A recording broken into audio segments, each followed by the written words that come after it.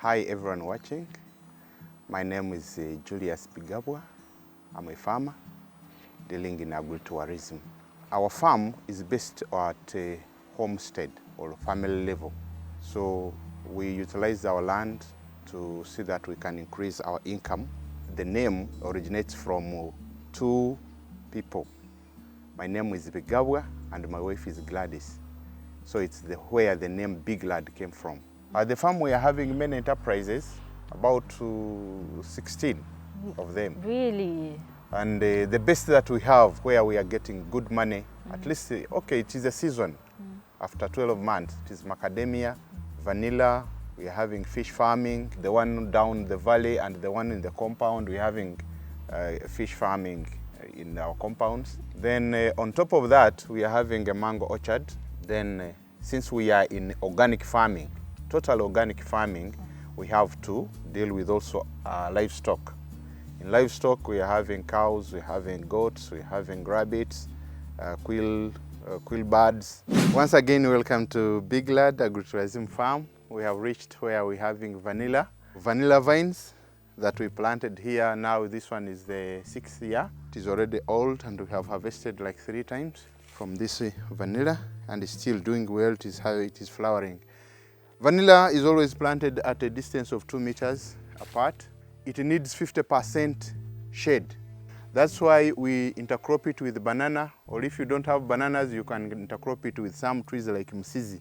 It has 2 seasons. Before going to the seasons, it starts, the first yielding starts at 3.5 or 4 years to see the first vine. But it depends on the vine that you planted. If you plant 2 meters of a vine, it starts flowering a bit early. If you plant a small one, a piece of like half a meter, that one can take you almost like 4 years without seeing the first seed. But if the soil is very good, it can start at exactly 3 years. So it has 2 seasons for flowering. Like for example, there is flowering of March, there is flowering of October. But it differs with other regions. In some places it starts a bit early. In Kaborole here, it will flower up to December. But in other regions, if for example, you go to our neighbor here in Bundibujo, it can flower up, like for example, by November. For them, they'll be finishing the flowering system. This is the flower. For instance, this one has been pollinated. This one was not pollinated. It aborted, so it will not bring the beans. So this one was pollinated inside. As you can see, the flower, it has been tampered with there inside. The stigma has been pollinated. So this one will come up with a vanilla pod. So when you look at all the flowers, every day in this vanilla, you have to reach on every tree to look at the flower that has flowered. You keep on moving to check what is there. When you intercrop it with bananas, it means that the organic compost manure, you have to put it on the vanilla so that it does not attack the banana plantation. But if you put on bananas, you feed the bananas, it means that the jatropha trees where we stand, this tree is called a jatropha. I wish you could just see the vine. This one, the leaves, they are just here. The leaves of a jatropha. This one, it's where vanilla grows better. So the roots of this jatropha can attack the bananas if you don't feed it very well. It goes to bananas, suck their water, but you have to look after the vanilla so that you can get the best bananas you can get. Then with vanilla also you can get, because of that requirement of 50% shade. You can come and see the pods here, the vanilla beans. They are here. All these ones were pollinated. All these were pollinated to get these pods. And when it continues growing, you have to put the vine back into the soil. Like for example, this one was put back. The other one also was put back because it grows. The vine can go up to almost like 16 meters distance. So you keep on putting it back into the soil, it grows. And after harvesting on the first vine, like this one, if we harvest 2 times on this vine, so that one you can cut it off. It will not produce again. We have more than 3,000 vanilla plants around, but we have to use family labor. This one we don't use any person from outside. We have to pollinate it ourselves. From morning at 7, you start moving on each tree. You'll find there's 2 flowers, 1 flower, 2 flowers, 1 flower on each tree. So you move around, we are 4 people. By the time it is like 9:30 or 10, we are done with vanilla. The market is available for vanilla, though it keeps on fluctuating. People just think that vanilla, you can buy it at 300,000, then tomorrow you come and find it at 20,000. It keeps on fluctuating according to the international market, the demand. This season, it has been going down because of what happened with this pandemic of COVID. So the price went down. But still, we are curing it. The cured vanilla, the price at the moment, it is $200.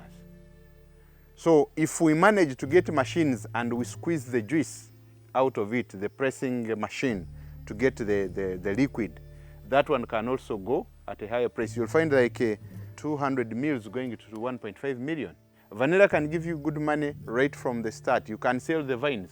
This vine, if you want to plant, a new farmer wants to plant, a vine goes to 4,000. Then the jatropha tree where it is growing on, this one, goes to 400 shillings. 400 shillings, Uganda shillings, this one, 400 Uganda shillings. So that is the jatropha. And again, we hope that with the jatropha seeds, it is having seeds for making oil, biodiesel. Anytime if Uganda continues developing, we shall also be selling these seeds. They are here.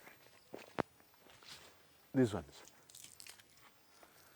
It's where we hear in other countries they are making biodiesel out of this. These ones. This, you get biodiesel. Inside there is a seed. It is like a nut, but that one can burn like real fire. It has a good diesel out of it.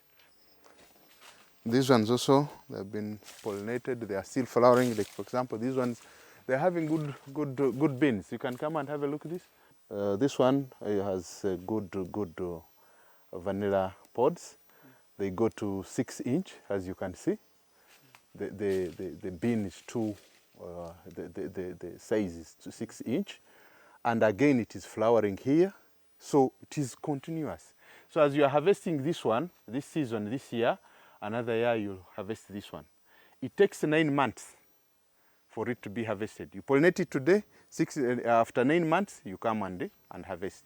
If you don't harvest again, it can dry on a tree. And you'll find the whole garden smelling with a good aroma of vanilla.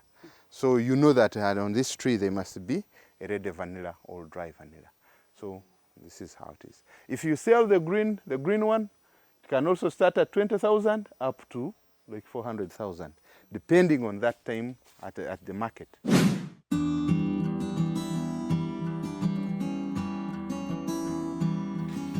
So this one is a flower. Actually, it was up. We didn't see it. It is already over time. This is how we pollinate vanilla. So you have to remove it, especially this one. You remove it, has no use. It is if you leave it there, this one, it can make the stigma also rot. But you have to remove it. You leave the stigma alone. So in pollination, you have to lift this flap. There is a white thing, a white flap here. This one. It is down. It is covering the female part of a flower. This one. So now we are going to lift it up. You lift it up like this. Up, up. Then this one comes back. When it comes back, like this, you lift it, then this one you put it back like that. So that is the system of pollination. Then you see the female part here remaining down, this one. It means that the pollen has entered into that flower. Good. So each flower you have just to move like that. All these ones were worked on. Now this one, even if I pollinated it, it is not fertilizing. It is already over time. It has to be pollinated within 4 hours. Every day. And it starts flowering at 6. Then by midday, you are done. We are now partnering with different NGOs and private sectors, training young people. There are those in private sector, they bring farmers. Organizations like KRC bring farmers, just bring farmers. So they come to see how we can utilize the land. Oh, okay. Like any other thing, I'm sure you must have faced some challenges because I mean, 16 enterprises for 9 acres. What are some of those challenges? We start with labor. Okay. In most cases, when you go to hire an agriculturalist, they want a salary starting at 1.2 million. When you come to maybe people of diploma, they also want 600,000, which is too costly for you. You may not even realize the money. And if you employ like one to be a manager and help you since you studied agriculture, what we have seen is they think that going to somebody's home to work, it is not a job. Our system is like when you are a graduate, you get a diploma, you have to go to office, not at somebody's home, at somebody's farm. So that is a big challenge. Now we are looking for labor. If you employ somebody, your neighbor around here in Fortportal, he'll work for 1 month, 2 months, then he runs away. Oh my God. So you are at a loss because he can run even without giving you a signal. I'm just in town. Then that day you'll ask, where are you? Where are you? The man is not responding, or the lady is not responding. So we are getting labor also from either Kenya, because for them they can come. I know how to look after matoke. I know how to look after vanilla.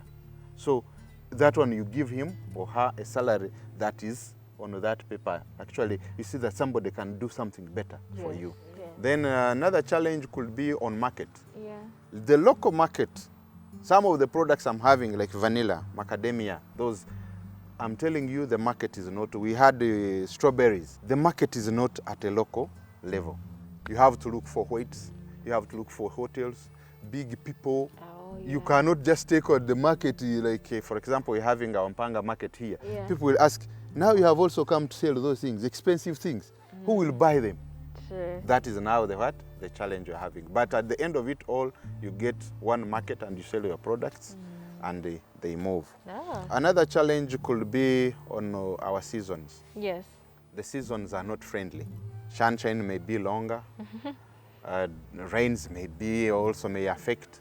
And since for us we are in organic, especially when it comes to rainy seasons, they over-multiply the diseases, the insects, everything multiplies. So we have now to suffer making our own organic manure so that we can also spray and pesticides, our own organic pesticides. Then we spray our produce. Another thing could be on thieves. That's why you can see here in my background dogs. Yeah, so those thieves are there. They are friends. Actually, I don't call them for thieves. Sometimes those ones who want to eat for free. The last one as a challenge I may look at here is our neighbors are not coping. What do you mean? When you look at the way you look after your banana plantation, you are planting this, you are planting this. Your neighbor is not interested. You find somebody coming from Arua. He comes to learn from you. But somebody who is your neighbor, who is just welcomed as a guest, does not even come and does not pick. That is very bad, of which we will be supplying things together. Like for example, matoke, I have under 3 acres. When I supply my matoke and they are finished, I have now to go to my neighbor. Do you have matoke I can sell for you? And I bring your money. Transport is free to take to the market. Because for me, I want to continue with what? Supplying. But they are not what? They are not eager. My contact is, maybe if you can use my line. Yes, please. On MTN 0772 66 5633. Then the one for my wife is 0782 66 5633. The numbers are the same. So if you miss the other one, maybe I'm on another line, you can call my wife's line. So it is also there. Then we are also on Google. www.bigladfarm.org. A Facebook page. We are also there. On YouTube. However, I don't know the best I can put there. Sometimes you use the phone, you find the information is just like throwing. We'll give you our tips. Right. You just throw there. So if somebody is coming from anywhere, even if you are in Kenya, you just Biglad Agri-Tourism Farm, it will just direct you here. Perfect.